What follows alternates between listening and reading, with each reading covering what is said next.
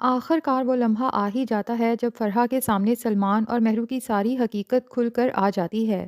اب فرحہ بخوبی سمجھ چکی ہے کہ اس کے گھر، اس کے بیٹے اور اس کے اعتماد کے ساتھ کس سطح کا کھیل کھیلا گیا ہے، مگر اس سچائی کے باوجود فرحہ فوراً زین کو سب کچھ بتانے کی ہمت نہیں کر پاتی۔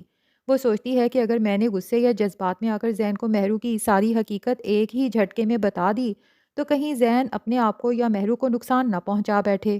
ظاہر ہے اگر زین سے کوئی غلط قدم اٹھ گیا تو چاہے نقصان مہرو کا ہی ہو، سزا آخرکار زین کو ہی بھگتنی پڑے گی اور وہ ساری زندگی جیل کی سلاخوں کے پیچھے گزار دے گا۔ اپنے بیٹے کی ذہنی حالت کو دیکھتے ہوئے فرحہ یہ فیصلہ کرتی ہے کہ وہ زین کے ساتھ نہ تو سیدھی بات کر سکتی ہے اور نہ ہی اسے فوراً سب کچھ سمجھا سکتی ہے۔ اسی لیے وہ ایک گہری پلاننگ کرنے کا سوچتی ہے۔ اس کا مقصد یہ ہوتا ہے کہ زین خود اس نتیجے پر پہنچے کہ وہ مہرو کے ساتھ مزید زندگی نہیں گزار سکتا، بجائے اس کے کہ فرحہ زبردستی اس پر کوئی فیصلہ تھوپ دے۔ دوسری جانب سلمان کے دل میں مہرو کے لیے شکوک و شبہات جنم لے چکے ہوتے ہیں۔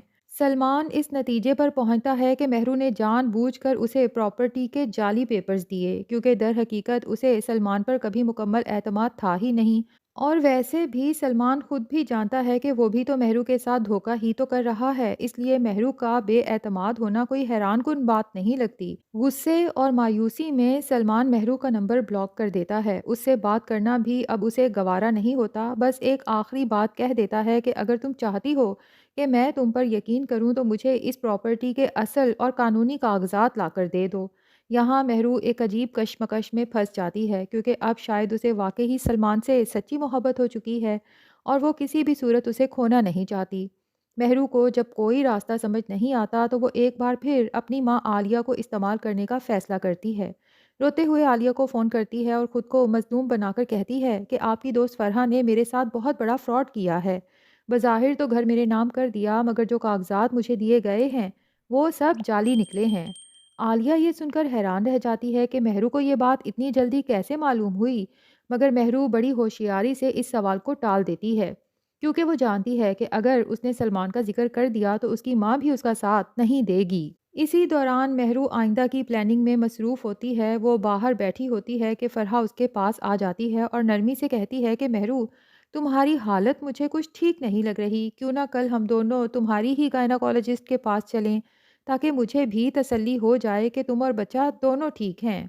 یہ سن کر مہرو پہلے سے زیادہ بپھر جاتی ہے، اپنے اندر کا سارا غصہ فرحہ پر نکالتی ہے اور تلخی سے جواب دیتی ہے کہ آپ ایک ہی بات کے پیچھے کیوں پڑ جاتی ہیں؟ اگر مجھے لگا کہ میری طبیعت خراب ہے تو میں خود ڈاکٹر سے بات کر لوں گی، آپ کو پریشان ہونے کی کوئی ضرورت نہیں۔ اس پر فرحہ بڑے سکون سے مگر معنی خیز انداز میں کہتی ہے کہ کہیں ایسا تو نہیں کہ تم ڈر رہی ہو کہ اگر میں تمہارے ساتھ ڈاکٹر کے پاس گئی تو تمہاری اصل حقیقت سامنے آ جائے گی، وہ راز جو تم نے سب سے چھپا رکھا ہے۔ یہ سن کر مہرو کے چہرے کا رنگ اڑ جاتا ہے، اس کے دل میں فوراً خیال آتا ہے کہ کہیں فرحہ کو سب کچھ پتہ تو نہیں چل گیا، مگر اگلے ہی لمحے وہ خود کو سنبھالتی ہے اور سوچتی ہے کہ فرحہ کو آخر یہ سب کون بتا سکتا ہے، کم از کم سلمان تو نہیں۔ حالانکہ حقیقت یہ ہے کہ سلمان نے ہی فرحہ کو مہرو کے بارے میں سب سچ بتایا ہے۔ مہرو ایک بار پھر اس راز پر پردہ ڈالنے کی ناکام کوشش کرتی ہے اور بات کو گھماتے ہوئے کہتی ہے کہ پتہ نہیں آپ کیا بول رہی ہیں، آپ کی باتیں میرے سر کے اوپر سے گزر رہی ہیں۔ مگر اب فرحہ سیدھا اصل بات پر آ جاتی ہے اور صاف کہہ دیتی ہے کہ مزید اداکاری کی کوئی ضرورت نہیں ہے مہرو، کیونکہ مجھے یہ حقیقت معلوم ہو چکی ہے کہ تم اس گھر کی خوشی کو ختم کر چکی ہو۔ یہ سن کر کچھ لمحوں کے لیے مہرو کے ہوش اڑ جاتے ہیں، مگر وہ مہرو ہے اتنی آسانی سے ہار ماننے والی نہیں۔ ایک بار پھر انکار کرتی ہے اور کہتی ہے کہ یہ سب آپ کو کس نے کہا، جبکہ حقیقت میں ایسا کچھ بھی نہیں۔ فرحہ کو اس کی اس ٹھٹائی پر شدید غصہ آتا ہے۔ وہ دو ٹوک الفاظ میں کہتی ہے کہ میں اب تمہیں مزید یہ کھیل کھیلنے نہیں دوں گی، تم پہلے ہی مجھے اور میرے بیٹے کو بہت بے وقوف بنا چکی ہو۔ فرحہ مہرو کو خبردار کرتی ہے کہ میں زین کو تمہاری ساری حقیقت بتا دوں گی کہ تم وہ عورت ہو جس نے اپنی ہی اولاد کو ختم کر دیا، صرف اس لیے کہ میرے معصوم بیٹے کو جھوٹی امیدیں دلا کر مزید بلیک میل کر سکو اور اپنے فائدے کے لیے استعمال کر سکو۔ اب یہاں مہرو واقعی گھبرا جاتی ہے، کیونکہ اسے معلوم ہوتا ہے کہ اس کی ماں عالیہ کسی بھی وقت پہنچنے والی ہے۔ اسے ڈر ستانے لگتا ہے کہ اگر عالیہ کو اس کے جھوٹ کا پتہ چل گیا تو وہ بھی اس کا ساتھ نہیں دے گی۔ اتنے میں عالیہ آ بھی جاتی ہے اور مہرو کے ساتھ بیٹھتے ہوئے کہتی ہے کہ فرحہ کو آنے دو، میں خود پوچھوں گی کہ وہ میری بیٹی کے ساتھ یہ سب کھیل کیوں کھیل رہی ہے۔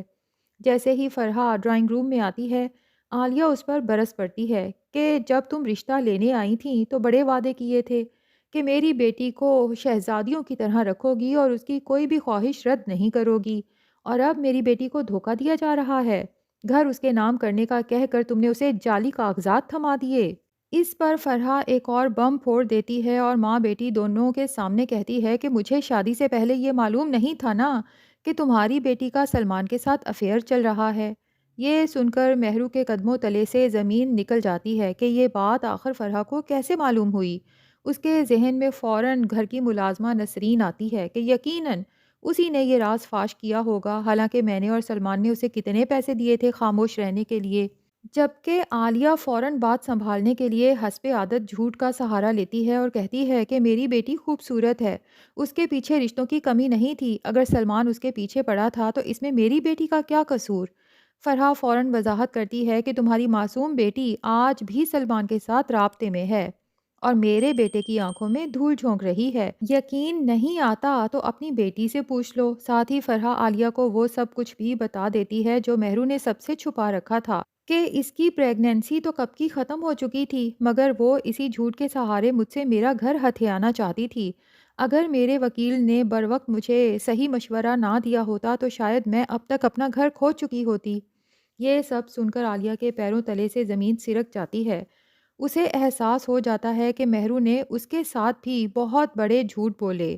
اب لگتا ہے کہ مہرو اس حد تک تنہا ہو چکی ہے کہ اس کے اپنے ماں باپ بھی اس کے کام نہیں آئیں گے۔ فرحہ یقیناً زین کو سمجھائے گی کہ ایسی خود غرض اور جھوٹی لڑکی کے ساتھ رشتہ نبھانے کا کوئی فائدہ نہیں۔ ادھر مہرو جب بالکل بے آسرا ہو جائے گی تو وہ سلمان سے رابطہ کرنے کی کوشش کرے گی، مگر سلمان اسے صاف بتا دے گا کہ وہ تو صرف اپنی بے عزتی کا بدلہ لے رہا تھا، اب وہ رملہ سے محبت کرتا ہے اور جلد ہی دونوں شادی کرنے والے ہیں۔ دوسری طرف کہانی میں مریم کا کردار بھی اہم موڑ پر آ چکا ہے۔ اگرچہ ریحان نے ابھی تک مریم سے محبت کا اظہار نہیں کیا، مگر مریم کو خود احساس ہونے لگتا ہے کہ اس نے زارا اور ہادی کے درمیان غلط فہمیوں کی دیوار کھڑی کر کے بہت بڑی غلطی کی ہے۔ ہادی دن بدن پریشان رہنے لگا ہے، خالہ بھی غمگین رہتی ہیں، حتیٰ کہ ہادی کا ایکسیڈنٹ بھی ہو جاتا ہے۔ جب مریم کو پتہ چلتا ہے کہ زارا اور اس کے والد کی حالت بھی کافی خراب ہے اور عدیل صاحب چونکہ پہلے ہی دل کے مریض ہیں اس لیے ٹینشن ان کے لیے جان لیوا ثابت ہو سکتی ہے، تو مریم کا ضمیر جاگ اٹھتا ہے۔ وہ فیصلہ کرتی ہے کہ ہادی شاید اس کی قسمت میں نہیں لکھا، مگر اس گھر کی خوشیوں کے لیے زارا اور ہادی کا ایک ہونا بہت ضروری ہے۔ مریم پہلے یونیورسٹی میں زارا سے بات کرنے کی کوشش کرتی ہے، مگر زارا صاف انکار کر دیتی ہے اور کہتی ہے کہ اب مجھے تمہاری کسی بات میں دلچسپی نہیں۔ بعد میں مریم فون پر بھی زارا سے رابطہ کرتی ہے اور ہادی کے حوالے سے ملنے کی درخواست کرتی ہے۔ زارا طنزیہ جواب دیتی ہے کہ اب ہادی کی باتیں مجھے تمہارے ذریعے معلوم ہوں گی، اور واضح کر دیتی ہے کہ نہ ہی اسے ہادی کے بارے میں کچھ جاننا ہے اور نہ ہی ہادی کے لیے دل میں کوئی جگہ باقی بچی ہے۔ اب مریم کے پاس آخری راستہ ریحان ہے۔ ممکن ہے کہ وہ ریحان کو اپنی ساری غلطیاں بتا دے اور ریحان ہی زارا کو قائل کرے کہ ایک بار مریم کی بات سن لینی چاہیے۔ بڑی مشکل سے زارا تیار ہوتی ہے، مریم اپنی غلطیاں مانتی ہے اور بتاتی ہے کہ ہادی کو تو ان سب باتوں کا علم ہی نہیں۔ وہ تو اب بھی یہی سوچ رہا ہے کہ آخر زارا اس سے اچانک کیسے بدظن ہو گئی۔ یہ سب جان کر اور ریحان کی یقین دہانی کے بعد زارا کو نہ صرف ہادی کے لیے افسوس ہوتا ہے بلکہ اپنی غلطی پر شرمندگی بھی محسوس ہوتی ہے۔ آخر کار وہ فیصلہ کرتی ہے کہ اسے بھی ہادی سے معافی مانگنی چاہیے اور یوں اس گھر کی خوشیاں لوٹ آتی ہیں۔